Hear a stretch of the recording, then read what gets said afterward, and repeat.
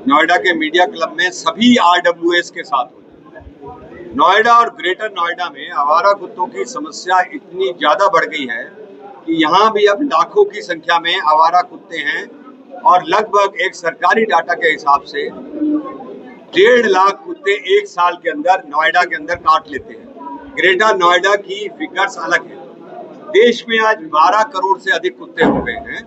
दिल्ली में भी 2000 कुत्ते रोज के काटते हैं और आप समझिए नोएडा और ग्रेटर नोएडा में भी जो शिकायतें आ रही हैं उसके हिसाब से और जो अस्पतालों में लोग जा रहे हैं, हजारों की संख्या में आवारा कुत्ते काट रहे हैं। अभी उत्तर प्रदेश सरकार ने एक नोटिफिकेशन जारी किया है जिसमें उन्होंने कुत्तों को फीडिंग करने और आवारा कुत्तों को हटाने की बात की है। किंतु माफ कीजिएगा, मैंने यूपी के चीफ मिनिस्टर योगी आदित्यनाथ जी को पत्र लिखा है कि ये जो नोटिफिकेशन है ये सुप्रीम कोर्ट की आदेशों के साथ नहीं जा रहा है। सुप्रीम कोर्ट ने साफ तौर से कहा कि आज कोई भी व्यक्ति कुत्तों को स्ट्रीट फीडिंग नहीं करा सकता, अपार्टमेंट्स में फीडिंग नहीं हो सकती, सोसाइटीज में फीडिंग नहीं हो सकती, और अगर कोई ऐसे फीडिंग कराएगा तो उसकी हेल्पलाइन नंबर पे शिकायत की जाएगी तो उसके खिलाफ कड़ी कार्रवाई की जाएगी। दूसरा उल्लंघन ये है कि सुप्रीम कोर्ट ने साफ तौर से ये कहा कि जो कुत्ते काटने वाले हैं, आतंकित हैं, एग्रेसिव हैं, उनको छोड़ा नहीं जाएगा, उनको बाड़े के अंदर हमेशा के लिए बंद किया जाएगा। बाकी कुत्तों को उन्होंने कहा था कि स्टरलाइज करने के बाद छोड़ दो।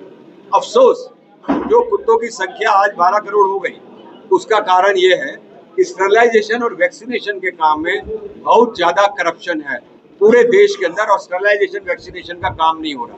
हम America, Singapore, Malaysia, China, Thailand, इन सब कंट्रीज में, स्विट्जरलैंड तक में जाते हैं, हमें एक भी आवारा कुत्ता सड़क पे नजर नहीं आता। पेटा ऑर्गेनाइजेशन जो अमेरिका से चलती है 7,000 करोड़ का बजट लिए हुए, वो अमेरिका में डॉग्स राइट ऑन स्ट्रीट्स की बात नहीं करती, पर हिंदुस्तान में वो कहती है कि कुत्ते जो है सड़कों पे रहेंगे। अगर ये कुत्ते सड़कों पे रहे तो कल बिल्लियां, गाय, जानवर, भैंस, बैल, सारे जानवर अगर सड़कों पे आ गए तो मनुष्य क्या रहेगा। इन कुत्तों के काटने के कारण लोगों ने सैर करनी छोड़ दी है, बच्चों ने फ्लैट से निकलकर खेलना छोड़ दिया है और लगातार कुत्तों के काटने के मामले आ रहे हैं।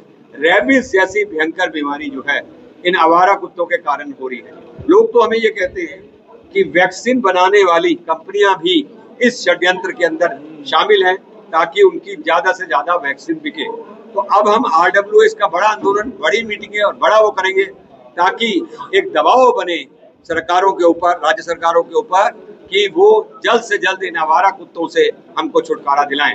और ये जो डॉग लवर्स या डॉग फीडर्स कहिए इनको, ये एक भी कुत्ता गोद लेने के लिए तैयार नहीं है, ये अपने घर में किसी को खाना खिलाने के लिए तैयार नहीं है, ये सिर्फ सड़कों पे खाना डालकर ये सोचते हैं ये पशु प्रेमी है। इनमें से आधे से ज्यादा तो नॉन वेजिटेरियन है। जब गाय कटती है, मुर्गा कटता है, बकरा कटता है और जानवर कटते हैं, तब मैं इनको बोलता हुआ नहीं देखता। सिर्फ आवारा कुत्तों पे क्यों? इसके कारण हमारे देश की अर्थव्यवस्था खराब हो रही है, इसके कारण हमारे देश का टूरिज्म खराब हो रहा है। तो लोक अभियान के माध्यम से जो हमने आंदोलन चलाया है ये लगातार चलेगा और पूरे देश में फैलेगा।